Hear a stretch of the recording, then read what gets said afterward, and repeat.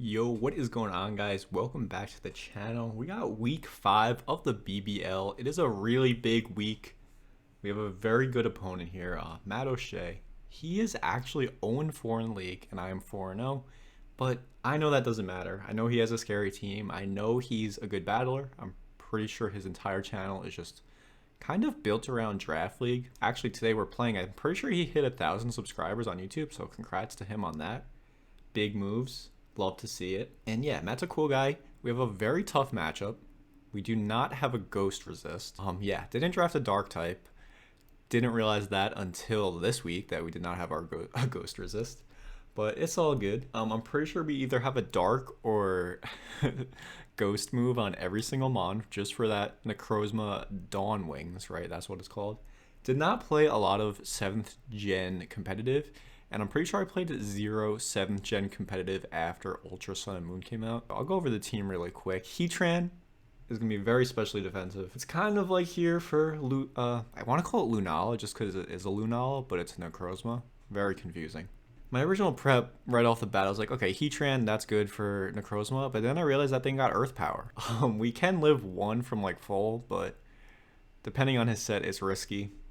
Then we got this Galarian Zapdos. Very good versus team. It's a Scarfer.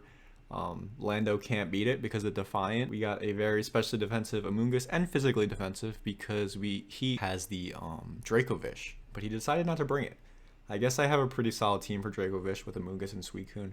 So I understand that decision. Then we got a Groudon. It's actually special Groudon. I don't know. For some reason, I just like opted for special because he doesn't really have good switch-ins for like Fire Blast and Solar Beam. Felt like switching it up. Then we just got our typical like Suicune set. Very, very bulky. And then we brought a supportive Thundurus. Didn't want to play this game without a Defogger. I'm pretty sure I had Defog on it. I don't even remember. But yeah. So that's the team. I don't like his team. I'm very scared of it. I really was having bad vibes going into this game, especially playing on Showdown. I do like playing on Wi-Fi better, especially for an Ubers League, just because I don't really like when people have a lot of time to think, and I don't like having a lot of time to think for myself because I overthink, make bad plays, even though I have made a lot of bad decisions this season.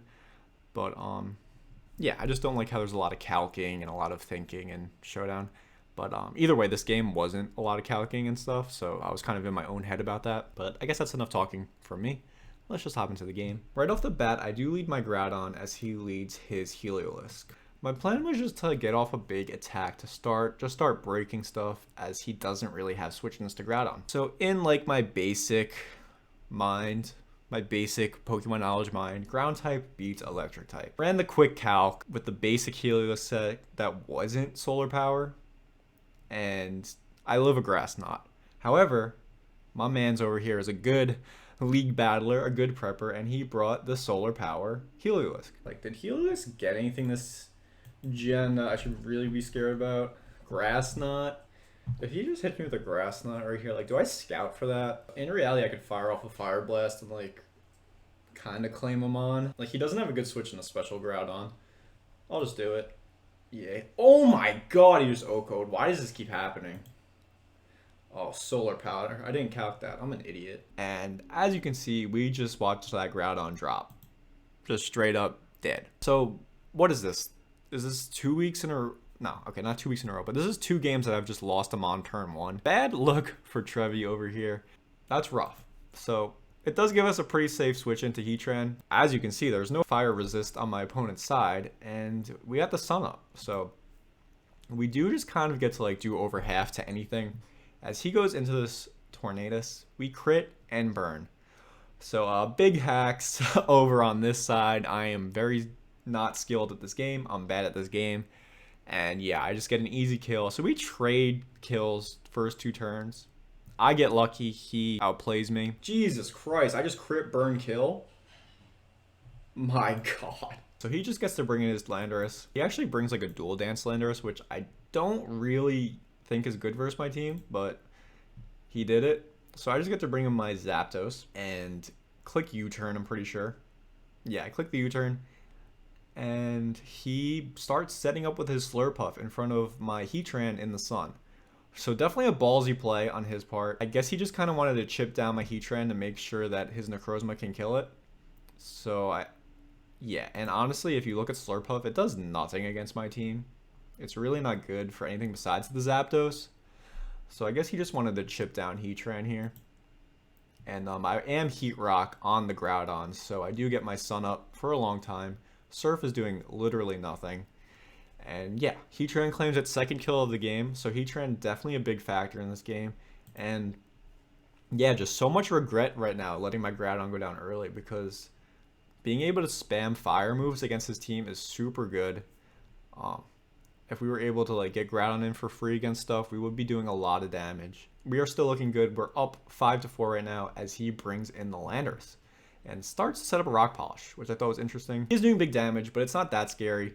I do get the clear Smog off, and now I do get to reveal the Foul Play. And yeah, I was just so upset that he went for Rock Polish at first there and not Swords Dance, because if I was able to just, you know, bop him once with the Foul Play off the Swords Dance, it would have been a very clean play for me. But instead we kind of go back and forth here as he tries to set up, and I just keep attacking. And then here we get into a 50-50 situation. So obviously any like normal player with like a small brain would just switch out Amogus here to get that Regenerator. But me, I'm over here risking 50-50s. I'm trying to get a win. I'm just going to stay in and attack this thing. This thing's a threat in front of me. I know Suicune can just come in and revenge, but we're trying to get this win, bro. So I just stay in Foul Play as he clicks Gravity. He's going to predict me to switch here, so I'll just Foul Play again. Because in reality, I should switch here to... Okay, nice. Yeah. Dude, that's a crazy set. Basically showing us that he did not have any coverage besides Earthquake, which is just crazy, right? Like, I mean, really good bring, but just a crazy bring. Like, I know Matt's 0-4, so that's why he can kind of bring this crazy setup, but I thought that bring was really crazy.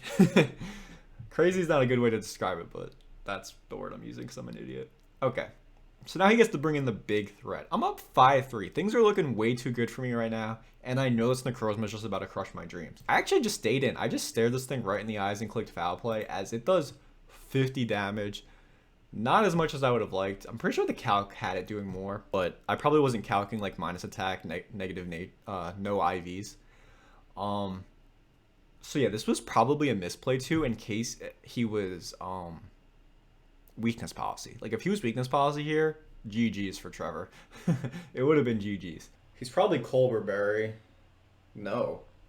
Oh my god, if he was like weakness policy, I was about to cry. So luckily for me, I do have this amazing Suicune set brought to you by Aki VGC himself.